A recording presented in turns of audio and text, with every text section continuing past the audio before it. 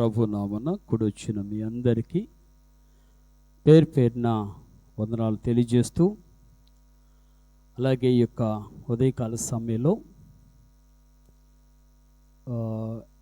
మీరందరిని కూడా మంచి స్నేహితులుగా భావిస్తూ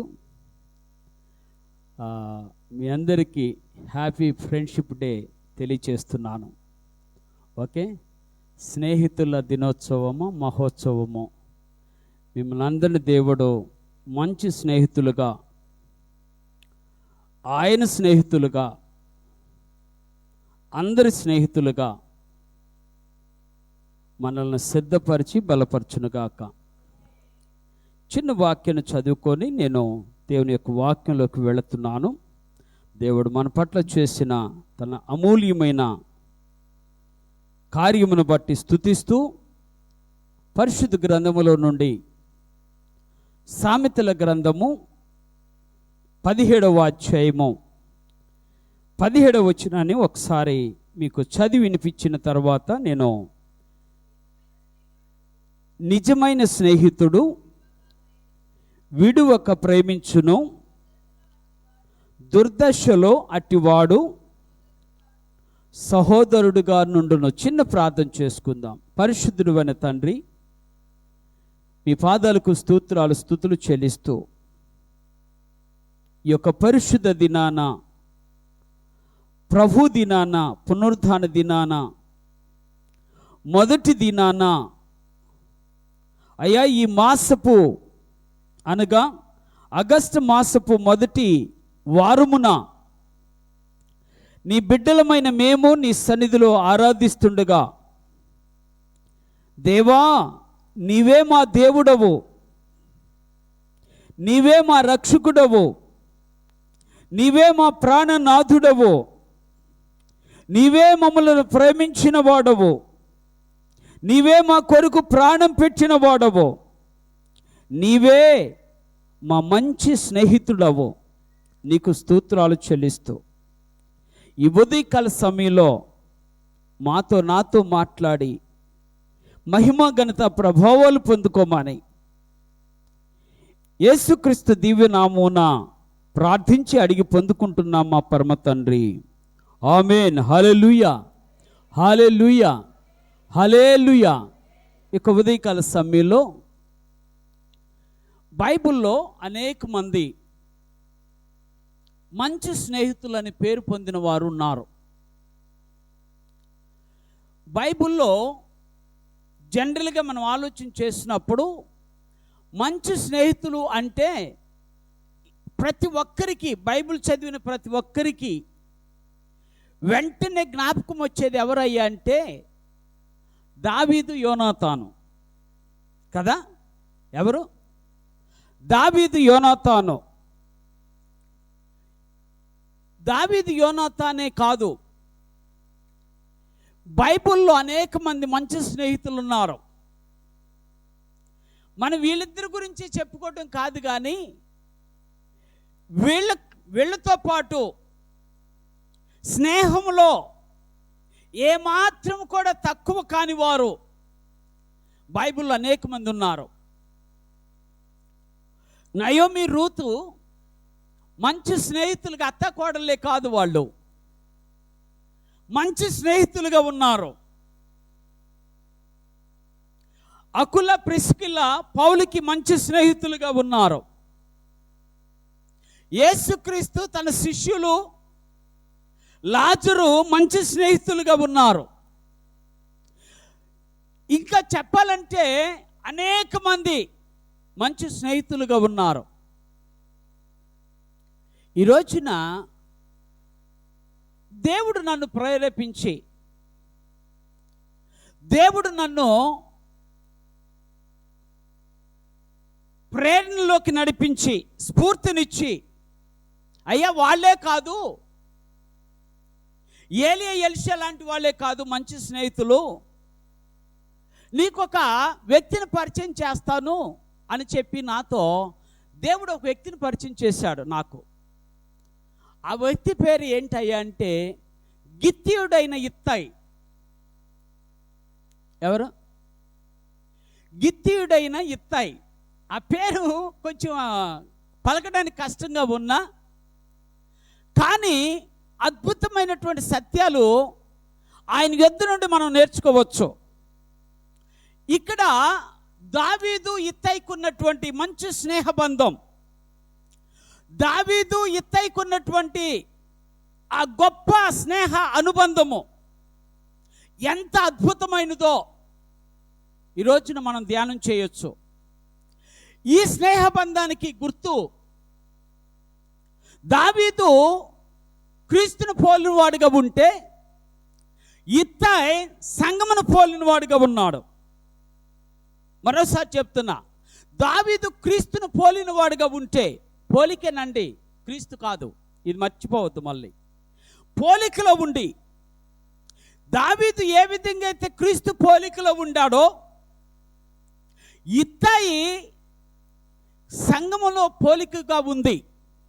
ఈ రోజున చెప్తున్నా, క్రీస్తుకు సంగమునకు ఉన్న అనుబంధము, ఆత్మీయ సంబంధము, స్నేహ బంధము ఈ లోకంలో ఎవరికి లేదు అని నేను గట్టిగా చెప్పగలుగుతాను.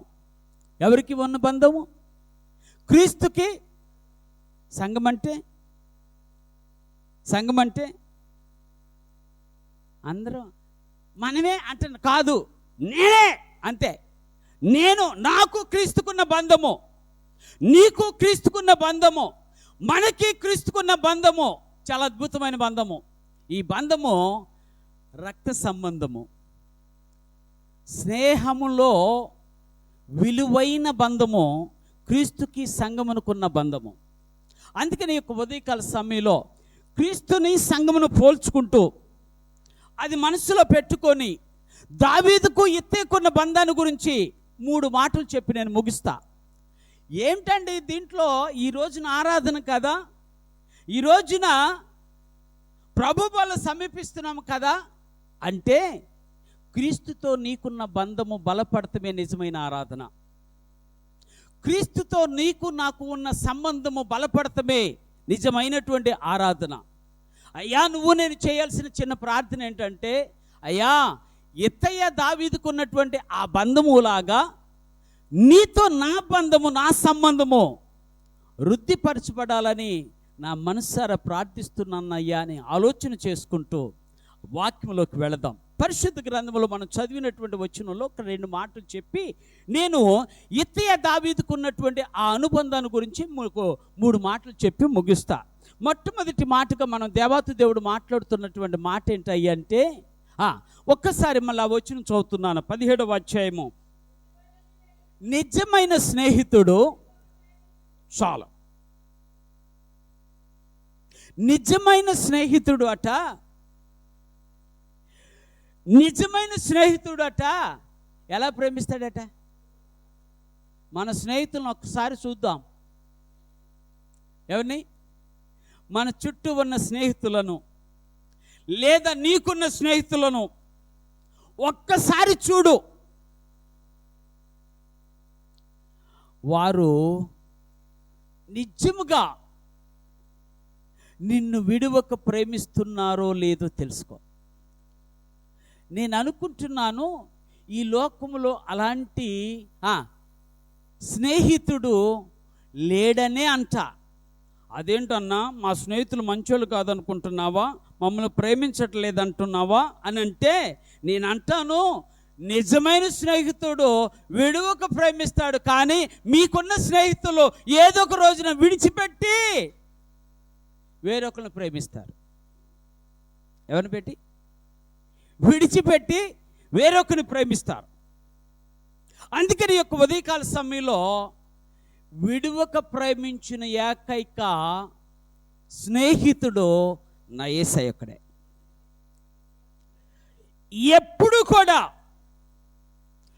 ఏ కాలంలోనైనా సరే, ఏ విధమైన స్థితిలో ఉన్నా సరే, ఎలాంటి పరిస్థితిలో నువ్వు బ్రతుకుతున్నా సరే, నిన్ను విడువక ప్రేమించిన వాడు నా యేసయ్య ఒక్కడే. ఇంకెవరు లేరు. ఎవరు ప్రేమించరో. ప్రేమించారు అని ఒకవేళ నువ్వు అనుకుంటే, నా స్నేహితుడు నన్ను ప్రేమిస్తున్నాడు అనుకుంటే, రెండో మాట చెప్పాడు. ఏమన్నాడంటే, దుర్దశలో అట్టివాడు నాకు సహోదరుడిగా ఉండును. ఏ దశలో? అర్థమైందా? దుర్దశ వచ్చిన తర్వాత ఆడి దశలు దిశలు మార్చుకునేవాడే తప్ప, ఏంటి అండి, వాడు దశలు దిశలు మార్చుకునేవాడే తప్ప దుర్దశలో నీకు సహోదరుడిగా ఉండేవాడు ఈ లోకంలో ఎవడలేడు. ఇప్పుడున్న స్నేహం గురించి చెప్తున్నా. ఓ యవనస్తులారా, జ్ఞాపకం చేసుకోండి. ఇప్పుడున్న స్నేహము కేవలము కల్పితము. కావాలనుకొని వస్తున్నాడు తప్ప నీకు నిజముగా దుర్దశలో స్నేహితుడిగా ఉండాలని నీ స్నేహితుడు నీ దగ్గరకు రావటం లేదు. నీ దగ్గర ఏదో అవసరత తీర్చుకుందాం అనుకుంటున్నాడు తప్ప నిజముగా నీ కోసము నువ్వు దుర్దశలో, అనగా నీ బలహీన సమయములో, లేదా నువ్వు వ్యాధిగ్రస్తుడిగా ఉన్నప్పుడో, నువ్వు మంచం మీద ఉన్నప్పుడో, నువ్వు మరణమునకు సమీపంగా ఉన్నప్పుడో నీ పక్కన ఉండేవాడు ఎవడు లేడు ఈ లోకంలో. నా యేసయ్య తప్ప. ఆయన మించిన స్నేహితుడు. ఎట్టి స్థితిలో ఉన్నా, ఎలాంటి దుర్దశలో నువ్వున్నా, నిన్ను విడువక ప్రేమించేవాడు నా యేసయ్య ఒక్కడే. ఈ రోజున, ఈ స్నేహితుల దినోత్సవం రోజున, నా స్నేహితుడు నీ స్నేహితుడు అని యేసయ్యతో నీవు నేను సరి అయిన బంధాన్ని కలిగి ఉండటం కంటే మరొక స్నేహ బంధం ఈ లోకంలో లేదు. అందుకనే ఆయన ఆలోచనలు జ్ఞాపకం చేసుకుంటూ, యేసుక్రీస్తుకి నీకు నాకున్న సంబంధాన్ని జ్ఞాపకం చేసుకుంటూ, ఒక్కసారి ఇత్తయ్య జీవితంలో, దావీదు జీవితంలో జరిగిన ఒక అద్భుతమైనటువంటి సందేశాన్ని 3 మాటల్లో చెప్పి ముగిస్తా. అందుకని పరిశుద్ధ గ్రంథంలోకి ఇప్పుడు వెళదాం. అది సమూయేలు రాసిన 2వ గ్రంథము. సమూయేలు రాసిన 2వ గ్రంథము 15వ అధ్యాయము. నేను త్వరగా 10వ వచనం 19వ వచనం నుండి కొన్ని వచనాలు నేను త్వరగా చదువుతాను. ఓకే, మీకు అర్థం అవటానికి మీరు బైబిల్ తీయండి. రాజు గిత్తీయుడగు ఇత్తయిని కనుగొని, నీవు నివాస స్థలము కోరు పరదేశివై ఉన్నావు, నీవెందుకు మాతో కూడా వచ్చుచున్నావు? నీవు తిరిగిపోయి రాజున్న స్థలమున ఉండుము. నిన్ననే వచ్చిన నీకు ఎక్కడికి పోవుదుమో తెలియకున్నా మాతో కూడా ఈ తిరుగులాట ఎందుకు? నీవు తిరిగి నీ సహోదరులను తోడుకొని పొమ్ము, కృపా సత్యములు నీకు తోడుగా ఉండునుగాక అని చెప్పగా, ఇత్తయ్య, నేను చచ్చినను బ్రతికినను యెహోవా జీవము తోడు, నా ఏలిన వాడవును రాజువునగు నీ జీవము తోడు, ఏ స్థలమందు నా ఏలిన వాడవును రాజువునగు నీ ఉందువో ఆ స్థలమందే నీ దాసుడనైనా నేనుందునని రాజుతో మనవి చేసినందుకు దావీదు, అలాగైతే నీవు రావచ్చునని ఇత్తయితో సెలవిచ్చాను గనుక గిత్తీయుడగు ఇత్తయిను అతని వారందరూ అతని కుటుంబీకులందరూ సాగిపోయిరి. వారు సాగిపోవచ్చుండగా జనులందరూ బహుగా ఏడ్చుచుండరి. ఈ ప్రకారము వారందరూ రాజుతో కూడా కిద్రోను వాగు దాటి అరణ్య మార్గమున ప్రయాణమైపోయారు. దేవుని స్తోత్రాలు. చక్కటి మాటలు. హృదయాన్ని ఒక్కసారి కరుణ రసముతో నింపేటువంటి మాటలు. హృదయం ఒక్కసారి ద్రవించిపోయి కన్నీటితో పలికిన మాటలు ఇవి. ఏ సమయంలోనంటే ఒక పక్క చావు డప్పు కొడుతూ ఉన్నారు. ఏ డప్పు తెలుసా మీకు? మరణం మృదంగం మ్రోగుతూ ఉంది. ఒక పక్క భయంకరమైనటువంటి అసూయ ద్వేషాలతో కుటుంబం రగిలిపోతుంది. ఏ కుటుంబం? ఇశ్రాయేలు కుటుంబం కాదు, దావీదు కుటుంబం. దేంతో రగిలిపోతుంది? అసూయ ద్వేషాలతో రగిలిపోతుంది. ఎవరికి వారే యమునా తీరులాగా ఎవరు ప్రయత్నం వారు చేస్తున్నట్లాగా ఏదో ఒక విధంగా వీడిని నాశనం చేసి నేను గద్దె పైకెక్కాలి, వీడు నాశనం చేసి నేను పైన ఉండాలి, వీడు జీవితాన్ని పాడు చేసి నేను బాగుండాలి అనుకున్నటువంటి ఒక భయంకరమైనటువంటి దినాలు అవి. మీకు ఉదాహరణ కొన్ని విషయాలు చెప్పి ముగిస్తా త్వరగా. ఏంటి ఆ దినాలు అంటే, సొంత కుమారుడైన అబిషాలోము, ఎవరి కుమారుడు? దావీదుకి సొంత కుమారుడైన అబిషాలోము దేవునికి సాదృశ్యుడుగా కనపడుతున్న దావీదునకు తిరుగుబాటు చేశాడు. ఎవరు? జాగ్రత్త పడాలి మనం. దేవుడు మాట్లాడుతున్న మాట. దావీదుకు ఒక మంచి పేరు పెట్టాడు దేవుడు. ఏమన్నాడో తెలుసా? ఈయన నా హృదయానుసారుడు అని పిలిచాడు. నా హృదయము ఆయనంటే మహా ఇష్టము అని చెప్పాడు. ఆయనంటే నాకు మహాప్రీతి అన్నాడు దేవుడు. అలాంటి ఆయన మీద ఆయన ఇంటిలో నుండే తిరుగుబాటు వచ్చిందంటే, ఆఫ్టర్ ఆల్ మన ఇంటిలో నుండి తిరుగుబాటు రాదంటారా? అవకాశాలు లేవంటారా? అంటే ఉన్నాయి. కానీ దేవుడు మాట్లాడుతున్న మాట ఏమిటంటే, ఏ తిరుగుబాటునైనా ఒక దినాన సమాధానం ఇచ్చేవాడు దేవుడే. యేసుక్రీస్తు అటువంటి వ్యక్తులకు సమాధానం కలిగించేవాడు. ఆయన నమ్ముకున్న బిడ్డలకు సమాధానాన్ని అనుగ్రహించేవాడు. ఆయన బిడ్డలను నిత్యము కాపాడుతూ భద్రపరిచే నిత్య దేవుడు, నిజమైన స్నేహితుడు నా యేసయ్య ఒక్కడే. అందుకని ఆయన అంటాడు అబిషాలోము తిరుగుబాటు చేశాడు. అబిషాలోము రాజుగా హెబ్రోనులో ప్రకటించుకున్నాడు. ఈ సమయంలో మనం ఇక్కడ ఉంటే అబిషాలోము కత్తి చేత మనం చంపబడతాం. అబిషాలోమును వదిలిపెట్టి అంతఃపురములో వదిలిపెట్టి మనమే అరణ్యంలోకి వెళదాము అని చెప్పి దావీదు ఒక కంకణం కట్టుకున్నాడు. బ్రతకటం ఒక గొప్ప. ఎందుకో తెలుసా? దేవుని కొరకు బ్రతకడం మహా గొప్ప. నువ్వు బ్రతికేది నీ బిడ్డల కోసము, తప్పులేదు, బ్రతకొద్దని నేను చెప్పటం లేదు. కానీ ఇంతకంటే శ్రేష్టమైన గొప్పతనం ఏమిటంటే, నిన్ను నన్ను విడువక ప్రేమిస్తున్న దుర్దశలో నీకు సహోదరుడుగా ఉన్న యేసయ్యను నీవు నేను గనుక ఏం చేయాలి? నీవు నేను గనక ప్రేమించగలిగితే అంతకంటే శ్రేష్టమైన జీవితం మరొకటి లేదు. అటువంటి సమయంలో వెళ్ళిపోతున్నారు. ఆ కూటమిలోకి 600 జనంలోకి, అంటే దావీదు దగ్గర ఉన్న అనేక మందిలో 600 మంది గిత్తీలు ఉన్నారు. వీరు ఎవరయ్యా అంటే, వీళ్ళ చరిత్రను కనుక మనం ఆలోచన చేసుకుంటే, యెహోషువ కాలములోనే వీరు ఇశ్రాయేలు దేశంలోనికి చొరబడ్డారు. ఎందుకో తెలియదు, వాళ్ళు ఫిలిస్తీన్ల జాతికి చెందినవారు. ఎందుకని నేను ఆలోచన చేసినప్పుడు దేవుడు నాతో మాట్లాడిన మాట ఏంటంటే, వీళ్ళకి అర్థమయ్యిందట, నిజముగా దేవుడు అనేవాడు ఉంటే ఆయన ఇశ్రాయేలీల దేవుడే అన్నారంట. ఎవరు వాళ్ళు? ఇశ్రాయేలీల దేవుడే నిజమైన దేవుడు. ఆయన అద్భుతాలు చూశారట, ఆయన ఆశ్చర్య కార్యాలు చూశాడట, ఆయన ఐగుప్తులు చేసిన కార్యాలు విన్నారట.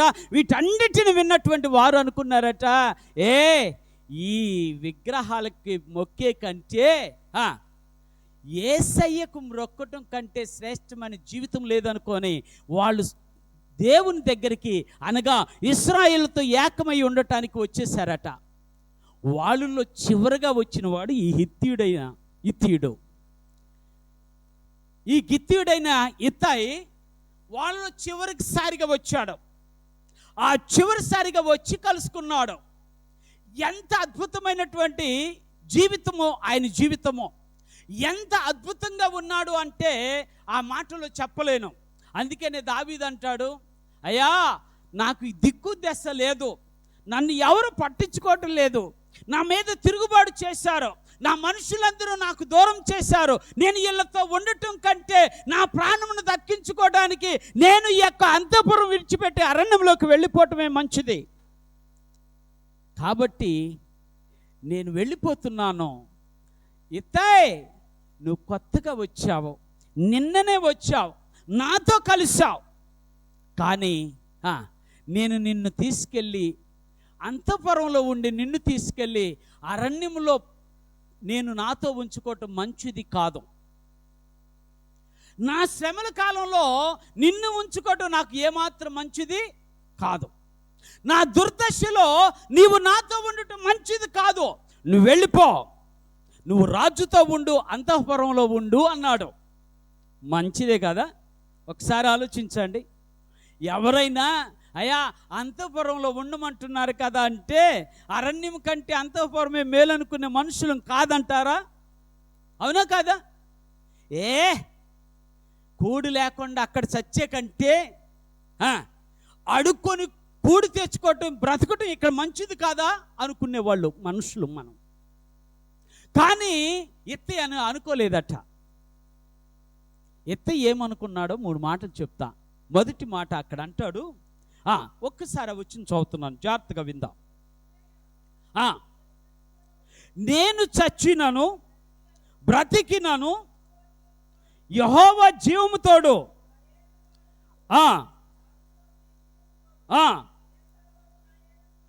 ఏ స్థలమందు నా ఏలునవాడు రాజునగు నీవుందువో ఆ స్థలమందే నీ దాసుడనైనా నేనుందును అని రాజుతో మనవి చేస్తున్న దేవుని స్తోత్రాలు. ఏమంటాడో చెప్పనా? అయ్యా రాజా, ఒక మాట చెప్తాను, నువ్వు జ్ఞాపకం చేసుకో. ఈ లోకంలో నిజమైన స్నేహితుడు ఎలా ఉండాలో నీ నుంచి నేను నేర్చుకున్నా. నువ్వు నాతో ఎలా ఉన్నావో నాకు తెలిసిపోయింది. నువ్వు నాతో ఏ విధంగా నీ యొక్క అంతర్యాన్ని బయట పెట్టి నాతో మాట్లాడావో నాకు అర్థమైపోయింది. ఇటువంటి సమయంలో, ఈ దుర్దశలో నీకు నేను దూరంగా ఉండటం మంచిది కాదు. అందుకని అనుకున్నాడట తన జీవితంలో, విధేయతకు విలువ కట్టిన వాడు నిజంగా ఎత్తాయి. ఇదేనికి కట్టాడు విలువ? విధేయత అంటే తెలుసా? విధేయత అంటే ఏంటో తెలుసా? విధేయత అంటే మాట వింటం కాదు. విధేయత అంటే మనుషులను చూడటం కాదు. విధేయత అంటే యేసు చెప్పినది చేయటం. ఏం చేయటం? యేసు చెప్పినది చేయటం.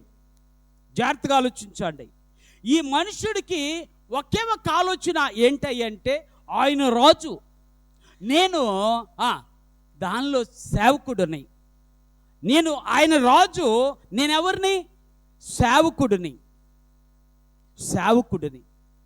నాకు కావాల్సింది రాజు క్షేమము.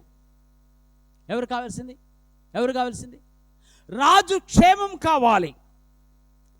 నా క్షేమం కాదు ఇక్కడ కావాల్సింది. కాబట్టి రాజు క్షేమం కావాలి. కాబట్టి నేను రాజు మాటకు విధేయత చూపాలి.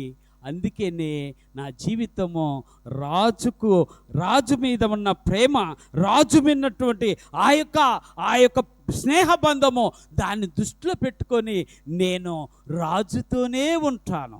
ఎవరితో ఉంటాను? ఎప్పుడు? అన్నీ అనుకూలంగా ఉన్నప్పుడా? అన్నీ మంచిగా జరుగుతున్నప్పుడా? ఆహారం సమృద్ధిగా దొరుకుతున్నప్పుడా? ఆరోగ్యం బాగా ఉన్నప్పుడా? ఆలోచించండి. ఎక్కడ కనపడుతుంది మన విధేయత? దేవుడు అన్నాడు, ఇదిగో నేను నీ కొరకే ఉన్నాను, నేను నీ కొరకే పని చేస్తున్నా, నేను నీ కొరకు ఈ లోకానికి వచ్చాను, నీ కొరకే నా ప్రాణమును ఇచ్చాను. కలువరి సిలువలో భయంకరమైన ప్రాణమును ఇచ్చిన ఏకైక భగవంతుడు, భయంకరమైనటువంటి జీవితాన్ని అర్పించినటువంటి ఏకైక దేవుడు ఈ ప్రపంచం మీద యేసయ్య ఒక్కడే. అందుకే ఆయన అంటాడు, అయ్యా, నేనిప్పుడు ఈ దుర్దశలో నేను నిన్ను విడిచి వెళ్ళిపోతే నాది స్నేహము సరి అయినది కాదు. నువ్వు దుర్దశలో ఉన్నావో నేను నీ మాటకు లోబడుతున్నాను.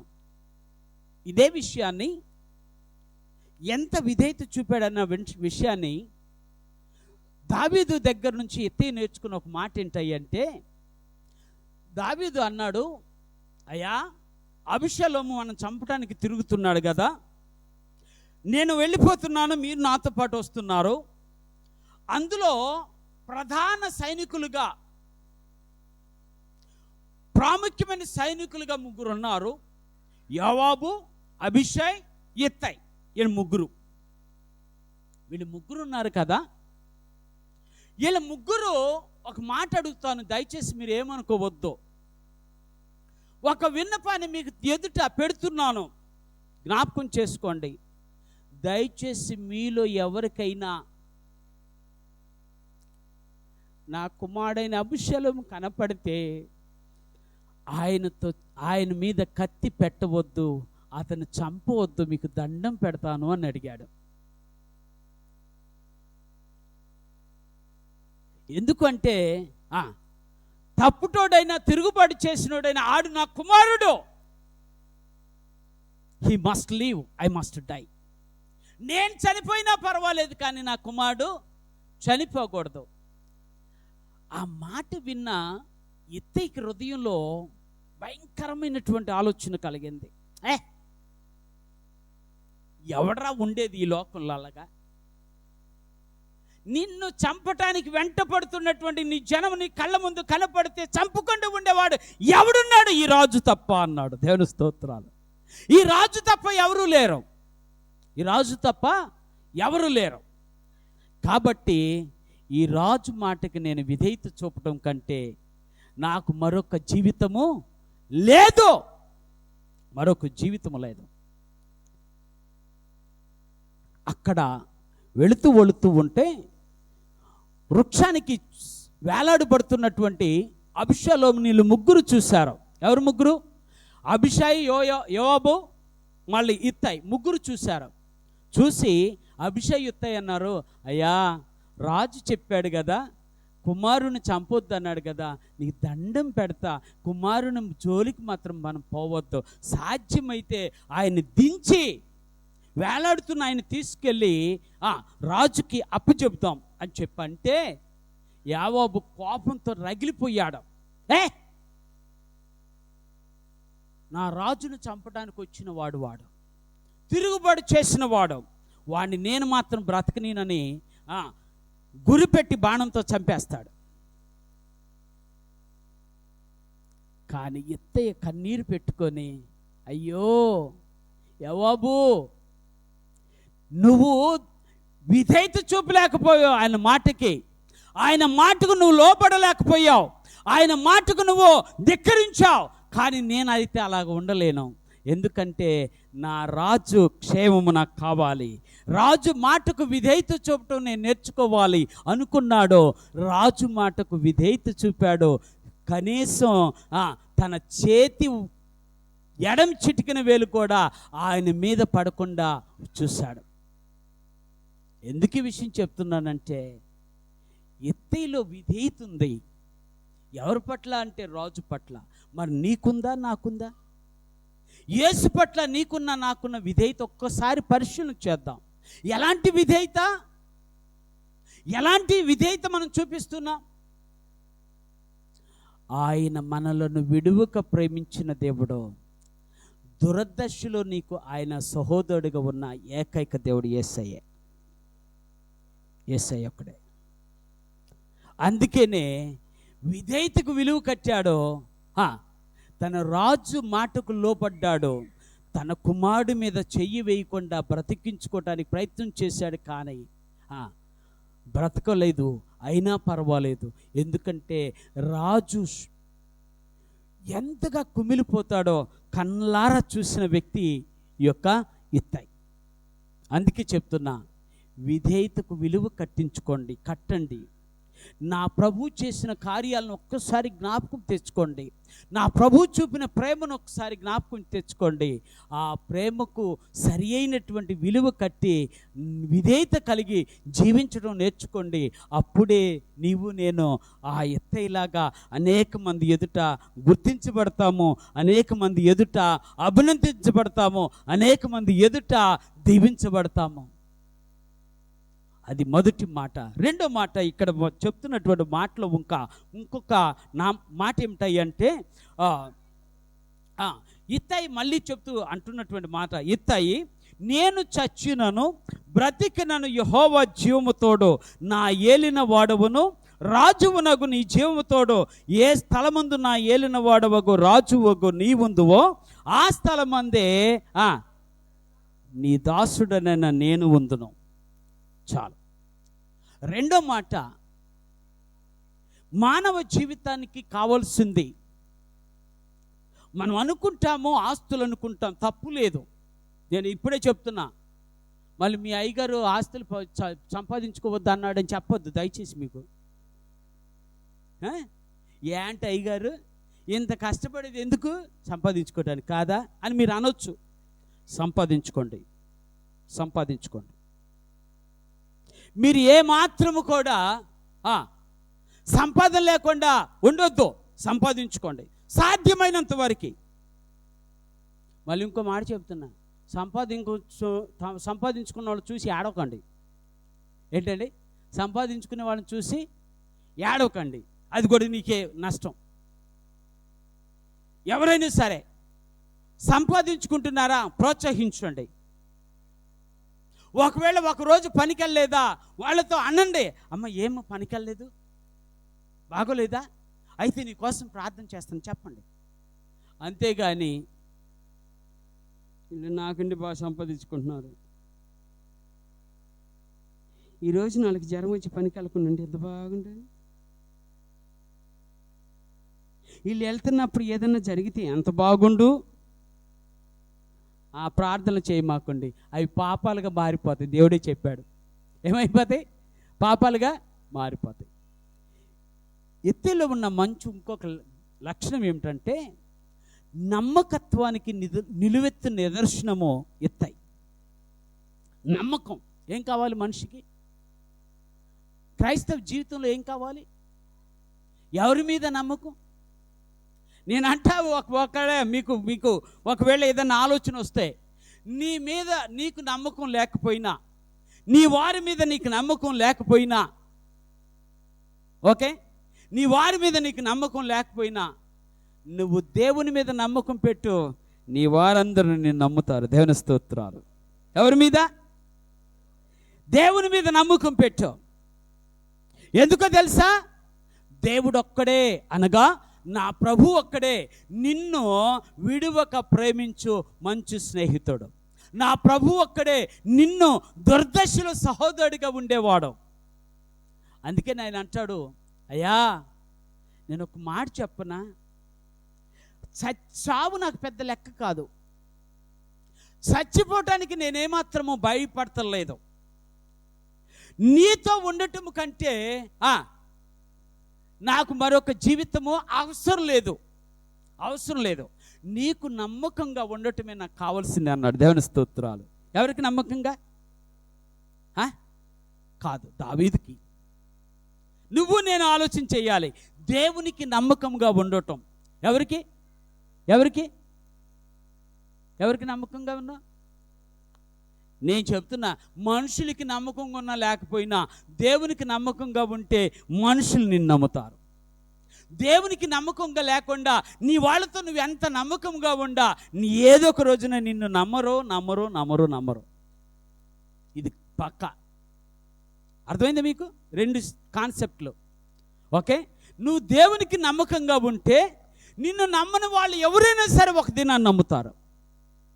నువ్వు దేవునికి నమ్మకంగా ఉండకుండా మనుషులకు నమ్మకంగా ఉండాలని కోరుకుంటే నిన్ను ఎప్పుడు నమ్మరు. ఏదో ఒక దినాన నిన్నేం చేస్తారు? అమ్మేస్తారు. చెప్తున్నా, జ్ఞాపకం చేసుకో, నిన్ను అమ్మేస్తారు. యేసయ్య యోధా ఇస్కరియోతుకి నమ్మకంగానే ఉన్నాడు. కానీ యోధా ఇస్కరియోతు ఏం చేశాడు? అమ్మేశాడు. యేసయ్యతో తిన్నాడు, యేసయ్యతో ఉన్నాడు, యేసయ్య ఇచ్చింది తీసుకున్నాడు, యేసయ్య పెట్టింది తిన్నాడు, ఆనందించాడు. కానీ చివరికి యేసయ్యనే అమ్మేశాడు. ఏం చేశాడు? అమ్మేశాడు. జాగ్రత్తగా ఆలోచించాడు. కానీ ఎత్తి అంటున్నాడు, అయ్యా నువ్వు వెళ్ళిపోమంటున్నావా? వెళితే మంచిదే, నాకు వెళితే మంచిదే. ఎందుకంటే అంతఃపురంలో ఉంటాను కదా, క్షేమంగా ఉంటాను కదా. అక్కడ ఈ అరణ్యంలో బ్రతికే కంటే అంతఃపురంలో క్షేమాన్ని కోరుకోవడం తప్పేముంది అని అనుకోలే. ఏమనుకున్నాడు? ఎత్తి అనుకున్నాడు, అయ్యా నువ్వు అరణ్యంలో ఉంటావా? నీతోనే ఉంటా. నువ్వు అంతఃపురంలో ఉంటావా? నీతోనే ఉంటా. నువ్వు చచ్చిపోతావా? నీతో చచ్చిపోతా. అంతే. నువ్వు బ్రతుకుతావా? నీతోనే బ్రతుకుతా. ఎంత నమ్మకం అండి! ఎవరి మీద? దావీదు మీద అంత నమ్మకం చూపించాడు. దావీదు ప్రేమకు అంత నమ్మకం చూపించాడు. దావీదు స్నేహానికి అంత నమ్మకం చూపించాడు. చచ్చిపోయినా పర్వాలేదు, కానీ రాజుతో చచ్చిపోతే అమరవీరుడైపోతాను. ఏమైపోతాడు? అమర వీరుడైపోతాను. కానీ అంతఃపురంలో చచ్చిపోతే ఎవడు గుర్తించడు నన్ను. అంతే కదా. ఇంట్లో చచ్చిపోయిన వాళ్ళని, జవాన్లని ఎవరైనా గుర్తిస్తారా? అదే సైన్యంలో చనిపోతే అర్థమైందా? చక్కగా అన్ని లాంఛనాలతో, చట్ట ప్రకారమైనటువంటి లాంఛనాలతో తీసుకొచ్చి అందరూ అక్కడ ఉన్నటువంటి ఆ యొక్క ప్రాంతంలో ఉన్నటువంటి పోలీసు బెటాలియన్ అంతా కలిసి వచ్చి ఆయన స్థితి మీద మంట పెడుతున్నప్పుడు, లేదా దహనం చేస్తున్నప్పుడు, లేదా దానం చేస్తున్నప్పుడు అందరూ కలిసి పిస్టల్స్ పైకి చూపి పేలుస్తారు. ఎందుకో తెలుసా? అమరవీరులకు అది ఇచ్చే లాంఛనాలు. అదే అనుకున్నాడు, అంతఃపురంలో బ్రతకటం కంటే అరణ్యంలో చచ్చిపోవటమే మేలు అనుకున్నాడు. దేవుని స్తోత్రాలు. ఎక్కడ? అంతఃపురంలో బ్రతకటం కంటే అరణ్యంలో చచ్చిపోవటం మేలు అనుకున్నాడు. నా రాజుకు మించి, నా రాజును మించి, నా రాజుకి దూరంగా ఉండి, నా రాజును ఏమాత్రము కూడా నేను పట్టించుకోకుండా ఉండే జీవితము నాకు అవసరం లేదనుకున్నాడు. ఈరోజున దేవుడు మాట్లాడుతున్న మాట ఏంటంటే, నీ రాజు యేసయ్యతో నీ నమ్మకం ఎలా ఉందో ఒక్కసారి ఆలోచించావా? అవసరానికి నీకు దేవుడు కావాలా? ఆపదలో ఉన్నప్పుడు నీకు దేవుడు కావాలా? అనారోగ్యంతో ఉన్నప్పుడు నీకు దేవుడు కావాలా? ఎప్పుడు కావాలి నీకు? నీ దేవుడైతే నిన్ను దుర్దశలో నీకు సహోదరుడిగా ఉంటున్నాడే, నీ దేవుడైతే స్నేహితుడిగా ఉండి నిన్ను ప్రేమిస్తున్నాడే, ఆ దేవుణ్ణి ఎలా విడిచిపెడతావు? ఒక్కసారి ఆలోచించు. ఆ దేవుణ్ణి ఎలా విడిచిపెడతావు? విడిచిపెడితే ఎంతకాలం విడిచిపెట్టి బ్రతుకుతావు? అందుకని యేసయ్య చెప్పాడు. ఏమన్నాడంటే, బైబిల్లో ఉన్నటువంటి ఒక మాట ఏంటంటే, యెహోవాను విడిచి వేరొకని హత్తుకుని వారికి శ్రమలు అధికమగును. తెలియదా మీకు? దేవుని విడిచి ఎలా ఉండగలుగుతావు? దేవునికి దూరంగా ఉండి ఎలాగ ఉండగలుగుతావు? దేవుని సన్నిధికి దూరంగా ఉండి ఎలాగ ఉండగలుగుతావు? అంటే నీ స్నేహము దేవునితో సరి అయినది కాదు. అర్థం చేసుకోండి. నమ్మకత్వానికి మించినటువంటి ఆరాధన మరొకటి లేదు.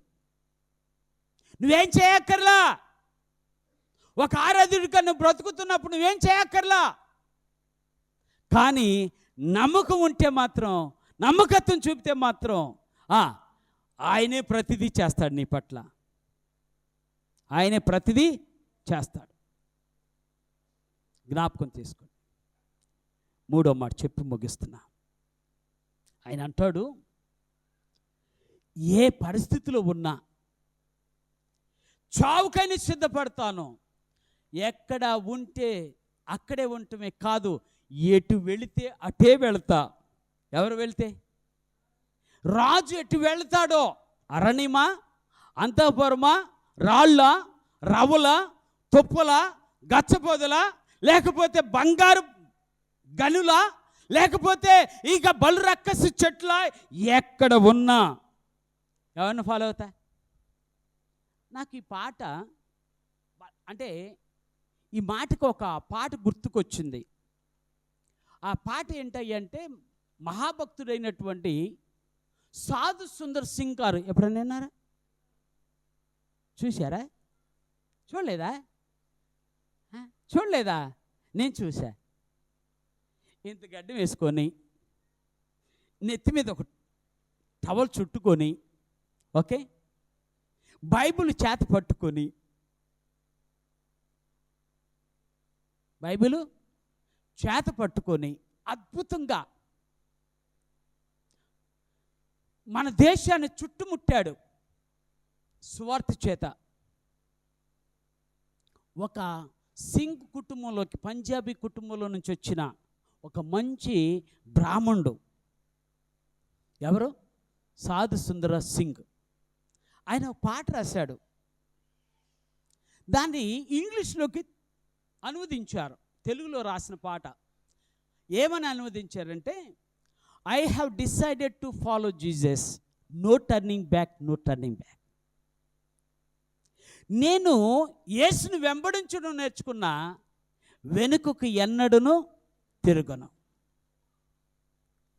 ఎందుకు అంటే ఆయన అంటాడు, అందరూ విడిచిపెట్టిన, though all may leave me, should I will follow or still I will follow, still I will follow. అందరూ విడిచిపెట్టిన నేను మాత్రం ఆయన విడువను. రెండో మాట అంటాడు, the cross before me, the world behind me. నా ముందు సిలువ కనపడుతుంది, నా వెనుక లోకం కనపడుతుంది. నేను సిలువనే వెంబడిస్తాను, కానీ లోకాన్ని వెంబడించును. లోకాన్ని వెంబడించును. ఎత్తయ్య అద్భుతంగా దావీదును అంతగా వెంబడించిన వాడు, వెంబడించడంలో వెనకంజి వేయిన వాడు ఎత్తాయి. ఏంటండి? వెంబడించే విషయంలో వెనకంజి వేయిల. జాగ్రత్తగా ఆలోచించండి. మనం అందరం కూడా ఈ పాట మనస్ఫూర్తిగా పాడతాం, ఒకవేళ వచ్చిన వాళ్ళు అయితే. ఏమని? ఎస్, అర్థమవుతుందా? యేసుని వెంబడించేదను అని మనం అద్భుతంగా పాడతాం. కానీ ఎప్పుడు వెంబడిస్తాం? చిన్న చిన్న శ్రమ వచ్చిన, అమ్మో, ఇంకొక విచిత్రం చెప్పనా? ఏంటోనయ్యా, దేవునికి దగ్గరయ్యే కొద్దిగా శ్రమలు ఎక్కువైపోతున్నాయి. ఏంటి? దేవునికి దగ్గరయ్యే కొద్దిగా ఏమవుతున్నాయి అంట? వామ్మో, ఇట్లాంటివి కూడా ఉంటాయా?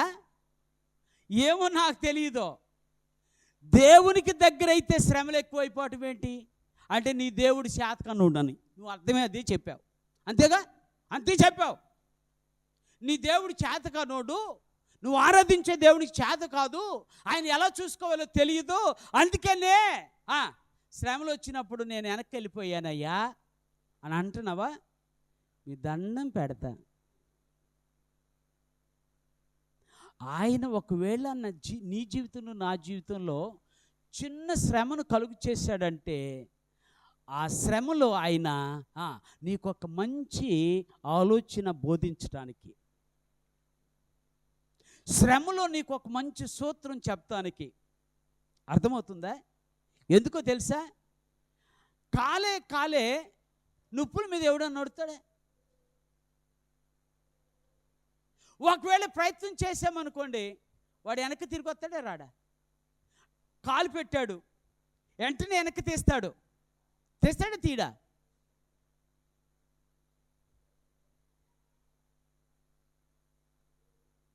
కానీ యేసయ్య ఉంటే నువ్వు ఎన్ని శ్రమలు వచ్చినా వెనుకకు మాత్రం తిరగవు. ఆయన చూస్తూ ఉండే దేవుడు కాడు. ఇప్పుడు చెప్తాం, మీకు అర్థమైపోద్ది. ఇత్తయితో పాటు 600 మంది మంచి యుద్ధశూరులు, యుద్ధంలో నైపుణ్యత కలిగిన వారు దావీదును వెంబడించారు. వారిలో ఇత్తయ్య ఏమైనా సరే వెనక తిరిగేదిలే, చచ్చిపోయినా పర్వాలేదు కానీ నేను మాత్రం వెనక్కి మాత్రం తిరిగి వెళ్ళను. అవకాశాలు ఉన్నాయి, మంచి ఆనందకరమైన జీవితం దొరుకుతుంది, కానీ ఇది కాదు నాకు నిజమైన ఆనందం.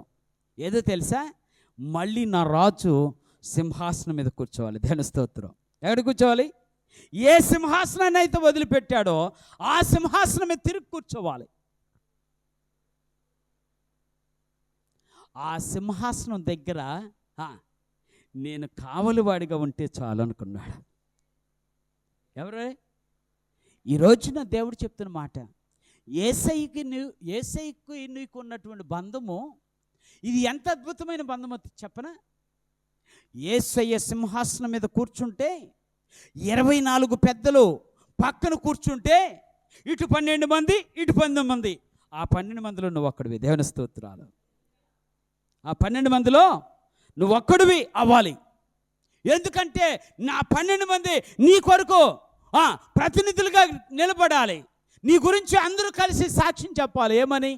వీళ్ళు నా యేసును వెంబడించిన వారు, వెనుకకు తిరిగిన వారు, ముళ్ళ కంచెలను సహితం లెక్క చేయని వారు, బానిస బ్రతుకు కన్నా ఇష్టపడ్డారు కానీ బంధాన్ని మాత్రం తెంపుకోవటానికి ఇష్టపడిన వారు, వారికంటే శ్రేష్టమైన వారు ఎవరున్నారు అని దేవుడు నీ గురించి నా గురించి సాక్ష్యం చెప్పాలి. ఎక్కడా? పరలోకంలో చెప్పాలి సాక్ష్యం. అందుకనే ఈ ఉదయకాల సమయంలో ఎత్తిలాగా నీవు నేను యేసును వెంబడిస్తూ శ్రమ వచ్చినా, కష్టం వచ్చినా, ఇబ్బంది వచ్చినా, ఇరుకు వచ్చినా, ఎన్ని శ్రమలు వచ్చినా నిజంగా నువ్వు నేను వెంబడిస్తే ఈ రోజును చెప్పుకోవటానికి ఒక సాక్ష్యం మిగిల్చి వెళ్ళిపోయారు వాళ్ళు. నీకు నాకు అర్థం కావటానికి ఒక సాక్ష్యం మిగిల్చి వెళ్ళిపోయారు. రేపు నువ్వు మిగిల్చిన సాక్ష్యమే నీ కుటుంబం 4 తరాలని రక్షిస్తుంది, నీ కుటుంబాన్ని రక్షిస్తుంది. ఎందుకో తెలుసా? నువ్వు విత్తిన విత్తనము టైం పట్టొచ్చు చెట్టు అవ్వటానికి కదా, టైం పట్టొచ్చు ఎదగటానికి, టైం పట్టొచ్చు కాయలు కాయటానికి, టైం పట్టొచ్చు పళ్ళుగా మారటానికి, కానీ ప్రతిఫలం మాత్రం తప్పక దొరుకుతుంది. అర్థమవుతుందా మీకు? దొరకదా?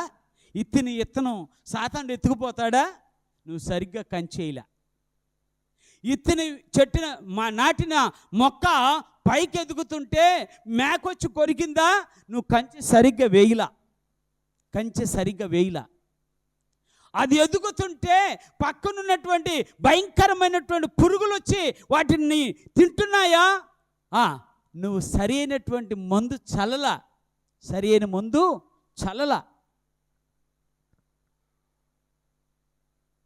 చూసావా? ఎవరి మీద వేస్తావు ఇప్పుడు బ్లేము? నాటిన ఆయన మీద, నీళ్లు పోసిన ఆయన మీద, పెంచిన ఆయన మీద. పురుగు వచ్చి తింటూ ఉంటే నీ బద్ధకం వలన అది పాడైపోతుంటే ఆయన మీద వేస్తావా నింద? చేతులెత్తి చెప్తున్నా, ఇక నింద వేసే రోజులు కాదు, నిందను తొలగించుకునే రోజులు. దేవుని స్తోత్రాలు. ఆ నిందలు తొలగాలంటే నిజమైన దేవుడు యేసయ్యను వెంబడించాలి. వెనుక తిరగొద్దు, దేవుని కొరకు నిలబడు. దేవుడు ఎప్పుడు కూడా అన్యాయం చేసేవాడు కాడు. ఆయన నిన్ను ఆకలి దప్పులతో ఉంటే చూస్తూ ఉండేవాడు, అంతకంటే కాదు. నీవు నేను నమ్ముకున్న దేవుడు నీ కన్నీటిని నా కన్నీటిని తుడిచేవాడు, నీ కార్యాన్ని నా కార్యాన్ని జరిగించేవాడు. నీ జీవితంలో ఒక అద్భుతం చూసే వరకు ఆయన మౌనంగా ఉండేవాడు కాడు. నీ మాట విననివాడు అంతకంటే కాదు. ఆ దేవుణ్ణి ఆరాధించు. ఆ దేవుణ్ణి నిజమైన స్నేహితుడిగా భావించు. ఆ దేవునితో బంధం ఏర్పాటు చేసుకో. ఆ దేవునితో ఉండటానికి ఇష్టపడు. విధేయత చూపిస్తావా, శ్రేష్టమైనటువంటి ప్రతిఫలాన్ని నువ్వు కోస్తావు.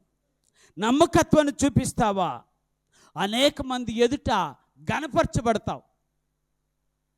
యేసును వెంబడించావా, ఒక దినాన సింహాసనం మీద కూర్చుంటావు.